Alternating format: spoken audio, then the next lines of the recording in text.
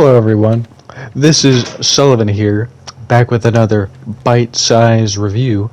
And today we're going to be talking about a game that kind of had a poor release. And I'm sure many of you are aware of that, but this game is significantly improved over the years. And I just want to say that if any of you have seen or have not seen my streams a little while ago on the closed beta for PlayStation, I would definitely recommend it because I had a lot of fun making those. So yeah, if you want to go watch those, go for it. If you don't, that's fine too. But anyways, without further ado, let's get started. Sea of Thieves is an open-world multiplayer game developed by Rare. It's set in a pirate-themed world where players can explore the seas, search for treasure, and engage in naval battles. Released in 2018, the game has seen significant updates and improvements over the years. One of the standout features of Sea of Thieves is its stunning visuals. The game's art style is vibrant and colorful, with beautiful water effects and detailed environments that make exploring the world a joy. From the sandy beaches to the rolling waves, every aspect of the game's presentation is top-notch. The core gameplay loop of Sea of Thieves revolves around sailing the open seas, completing quests, and battling other players and AI enemies. Players can choose to team up with friends or go solo as they embark on voyages to find treasure, hunt down mythical creatures, or engage in trading activities. One of the strengths of Sea of Thieves is its emphasis on multiplayer interaction. The game encourages cooperation between players, whether it's working together to navigate a ship, fend off enemy attacks, or divide the loot from a successful voyage. However, it also allows plenty of opportunities for player versus player encounters, leading to unpredictable and exciting moments on the high seas. One moment you could be having all the treasure in the world, and then the next it could be all stolen from you, just because that's how it is in Sea of Thieves. The game's progression system is relatively simple but effective. As players complete quests and defeat enemies, they earn gold that can be used to purchase cosmetic items for the character, ship, and equipment. While the rewards are purely cosmetic, they provide a sense of progression and allow players to customize their experience to suit their tastes. One of the criticisms of Sea of Thieves at launch was its lack of content and depth. However, Rare has been constantly adding new features, quests, and events to the game through regular updates and expansions. These updates have addressed many of the initial concerns that help to keep the player base engaged over the long term. Now, I would like to touch up, like I said before, the only progression in this game is cosmetics.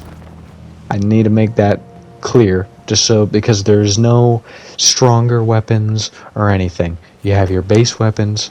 Some do more damage, some do less damage. You just got to pick what weapons you want for the circumstance. Really, the only sort of progression system is the alliance levels and some other things. It's not like there's no progression at all. If there's no progression, you wouldn't like the game. But really, you want to build up your money. You want to be able to buy a ship of your own, do certain quests, get your alliance levels up, fight other players. There is a sense of progression, but it doesn't have anything to do with becoming more powerful. Not by any means. I just wanted to make that clear. One of the most enjoyable parts of Sea of Thieves, in my opinion at least, and it was one of the most significant updates to Sea of Thieves, was the introduction of Tall Tales, which are story-driven quests that provide a deeper narrative experience. These quests often involve solving puzzles, uncovering secrets, and facing off against formidable foes, adding a new dimension to the game's exploration and adventure. And one of those include Pirates of the Caribbean questline, which I would definitely recommend, and that is probably the most notable tall tale in this game, for sure. One of my complaints about the game is there did used to be a feature called Arena Mode, and it was a PvP experience, and they removed it from the game, and a lot of people are upset about it, and I wish they had it myself. I don't really know too much about it, but I know it was very PvP focused, and I think it was just PvP ship battling. which is very simple and fun, and I don't know why they removed it, but that is one of the things that I do dislike. Um, yeah, the world of Sea of Thieves is vast and filled with islands, hidden caves, shipwrecks, and other points of interest to discover. Exploration is not just about finding treasure, but also uncovering the lore of the world through environmental storytelling. Each island has its own unique characteristics and secrets willing to be discovered. The sailing mechanics in Sea of Thieves are both intuitive and challenging. Players must manage sails, angle, and speed to navigate their ship effectively, working together with a crew to raise and lower sails, adjust angles, and steer the ship. And steering the ship adds a layer of teamwork and coordination that is both rewarding and immersive.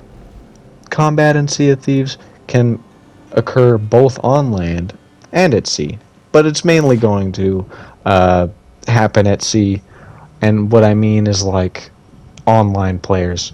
Yes, there is combat with AI, but when I think of like combat, I think of like PvP combat. But yes, there is like AI combat on the islands a lot, and that's probably what you're mainly going to be doing. But usually on the sea would be some AI, but mainly online players. Players can engage in sword fights, use firearms, or employ more strategic tactics like boarding enemy ships and engaging in ship-to-ship combat. The physics-based combat system adds a new level of unpredictability to encounters, making each skirmish feel dynamic and exciting. In addition to regular quests and activities, Sea of Thieves features dynamic world events that occur randomly throughout the game. These events can range from encountering a fleet of ghost ships to battling a massive sea creature like the Kraken or the Megalodon, and there are different variants as well. These events provide a sense of unpredictability and excitement to the game world, keeping players on their toes. Rare has fostered a strong community around Sea of Thieves through regular communication, community events, and partnerships. The studio actively listens to player feedback and incorporates it into the game's development, ensuring that Sea of Thieves continues to evolve in response to player preferences and suggestions. Now, one of the complaints I do have about this game, and they're very, very minuscule, I think this game is really good, and I feel like it was very overhated. Now, I know that there wasn't much content when the game first came out, but even then, I was always intrigued by this game.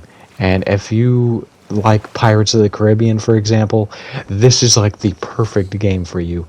I don't even know what other pirate games there really are other than Black Flag, which is also a really good pirate game. But if you want to play Black Flag with friends, I guess this is it. But my main complaints really is the toxic community. A lot of players are quite toxic on this game, especially because it's an Xbox related game and Xbox people are usually pretty toxic. And I've only encountered a little toxicity. I know it is a big thing though, and I've heard a lot of people complain about it. But the only reason I probably haven't been hearing too much toxicity is because I've been encountering other PlayStation players, but I have heard some, and I know it's probably not the end of it.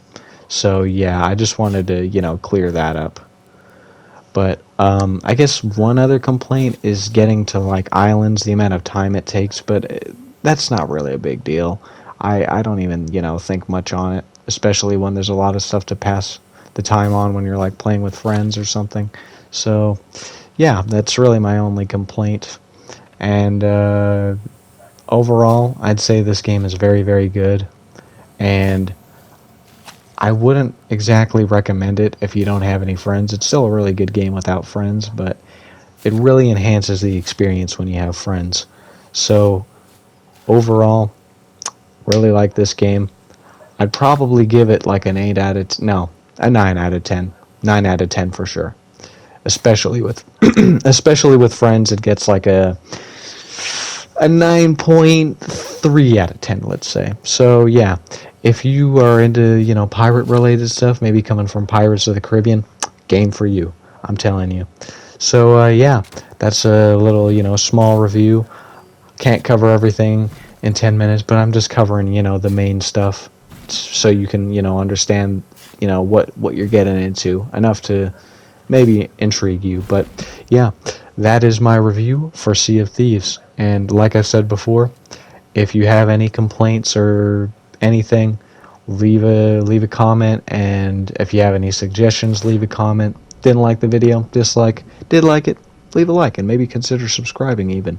But yeah, I'm always willing to hear criticism, and overall, yeah, that's really all I need to say. So I hope all of you have a good rest of your day, and this is Sullivan Glasser signing out.